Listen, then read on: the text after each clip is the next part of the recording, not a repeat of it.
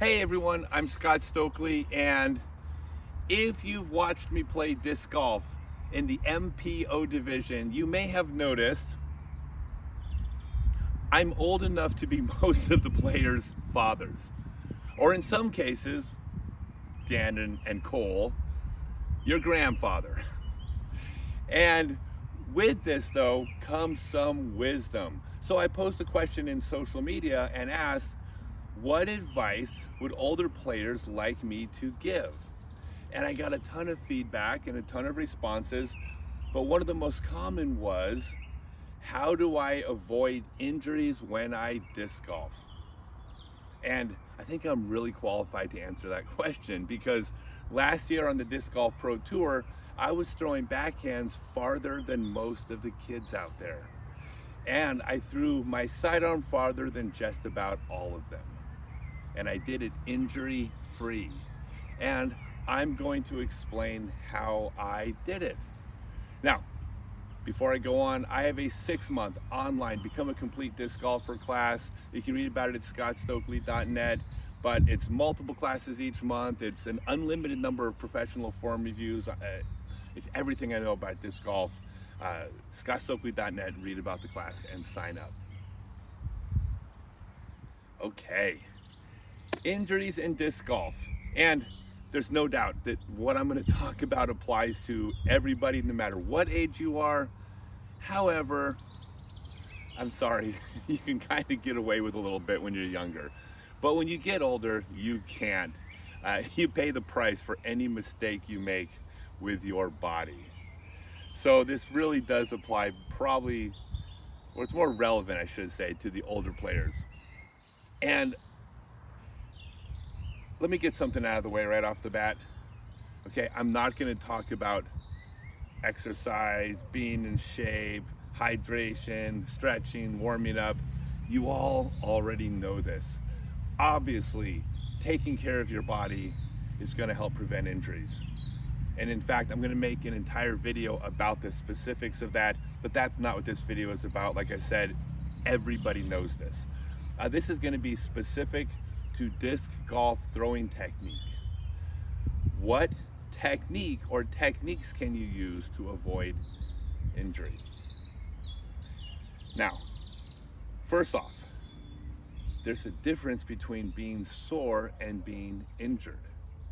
And I don't know how to be more clear about this because people don't seem to get this idea, but we are playing a professional sport that is hard on your body. All right, disc golf is healthy because you're exercising, you're getting your steps in, you're outdoors, but you're still putting your body through a lot. I mean, just because it's not football or rugby or basketball does not mean you're not taking an object, trying to accelerate it as fast as it can go, and the way you do that is by making your body go as fast as it can possibly move. I mean, you are pushing your body to the limit. This is a sport. It can be hard on your body. And with that comes soreness. Soreness is acceptable, all right? I mean, if you feel some aches and pains because you played a long course, if your elbow's a little bit sore because you threw a lot of sidearms, you're playing sports. This is about how to avoid injury. And when I say injury, I'm talking about the soreness and pains that is actually caused by damage that does not go away, or it doesn't go away quickly. This is the pain that prevents you from playing to the best of your ability, or in some cases prevents you from playing at all. Okay, that is not acceptable. It is not okay to get injured. Okay, fluke accident, slip on a tee pad. I mean, yeah, things happen, but you shouldn't get injured from basic throws. There are two things related to throwing technique that will mitigate, reduce significantly the chance of injuries. Number one, every single moving part of your body must move fluidly for that moving part. What I mean by this is you have your wrist, your elbow, your shoulder, your hips, your knees, your ankles, all of these joints, all of these hinges move, but they move in a range of motion. They have the way they want to move, and they have the way they're able to move. You want them to move the way they are meant to move. So I'll just do it, give you one example to explain. Your wrist. Put the disc in your hand. Put your hand in its most natural resting position. This is the way this hinge wants to most naturally move. This is low impact on this joint. Now, you can tilt your wrist up like this, it'll still go back and forth. You can tilt it down like this, it'll still move back and forth. But as soon as you do that, I mean, just try it. You can feel it grinding and impinging and pulling, okay? If this hinge does not move in its most natural moving motion, you are going to eventually injure yourself. That's just the way it works. And remember, this applies to wrists, elbows, shoulders, hips, knees, ankles. It applies to your entire body. Now, if every single part of your body moved only the way it's most naturally meant to move, that would mean you would be limited to one throw. And obviously we have multiple throws in the game. So what's important then is to, when you have to have your body move in the way it doesn't naturally want to move, you have a choice of which hinge is going to be used and how. So you need to choose the lowest impact change to your baseline throw. Okay, that's how the body works. Underneath your skin, it's amazing. I mean, you have muscle, tendons, ligaments, your joint, all these parts, and when they move the way they're meant to move in their normal range of motion, they do a really good job.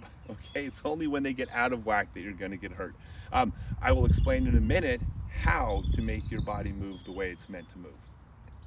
But first, the second thing, as far as throwing technique and injuries, is you need to be smooth. Now, people get smooth confused, because what I mean by smooth is not you need to move slowly.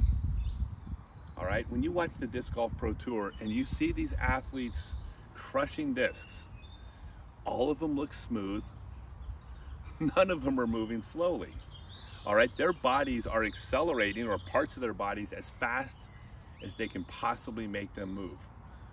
So why do they look smooth? Well, the reason why is because of proper timing. All right, you have all these different moving parts of your body. Well, they need to move in the correct order with the correct timing. For example, when you throw your backhand, the hip must go before the shoulder must go before the elbow must go before the wrist. It must go in the correct order and the correct timing. If it does, it can go really fast and still be smooth. In fact, I made an entire video about snap where I explained this idea. All right, when you crack a whip, you are breaking the speed of sound with a piece of leather. Yet the whole motion is basically smooth. Well, why is cracking a whip smooth? Cracking a whip is smooth because the handle of the whip gets there first, it accelerates all the way to the tip in order, and the tip gets there last. Cracking a whip is smooth. Proper throwing technique is also smooth. So you need to have your body move the way it's meant to move, and you need to do it with the correct timing, and that's how you avoid injury. And the best way to do this, and I don't know how else to say this, but is to take my 6-month online Become a Complete Disc Golfer class. And if you watch my videos, you know I'll plug something at the beginning, but I don't use my tutorial videos as a segue every time into trying to sell you something. I don't do that, but in this case, it's relevant. It's very complex movement happening when you throw. All right, it is not very easy. I don't want to say impossible, but it's difficult to go out there and do these things on your own. That's why all sports have professional coaching, but it's also why in my online class, and this is what the Stokely method is all about, is that I have professional trainers, as well as myself, that are going to watch you throw During every step of this process, you're going to have an unlimited number of form reviews. Everybody learns at a different pace, but you're going to constantly be doing one step. You're going to be sending videos to trainers or me, but usually the trainers will give you feedback on it. You're going to modify things. You're going to change things. We're going to work with you to make sure that your body is moving the way it's supposed to move. Now, this is an added bonus. It's also a complete coincidence. I take no credit for this whatsoever. But the proper technique for preventing injury happens to be the exact same technique you're going to use to throw far, to throw accurately, and throw consistently. And it's a fantastic coincidence because I'll be honest, I mean, maybe this is old school 70s style coaching, but if there was one type of technique that prevented injury, but another one that allowed you to throw the farthest or win tournaments, people are paying me to get better at disc golf, I would have no problem saying, look, this is gonna hurt and you may injure yourself, but this is how you throw a disc far. I would have no problem coaching technique that lowered your score at the risk of your body. Fortunately, I don't have to do that because the correlation is 1-to-1. Proper technique prevents injury. Proper technique allows you to throw farther, throw more accurately, and be more consistent. So that's why my class is so important. I hope that helped everyone. I got a whole ton of questions related to getting older on the disc golf course. Some of them about technique, others about not enough bathrooms. I'm going to cover them all in a series of videos related to my peeps, which is you if you're an older player like me. All right, thanks everyone.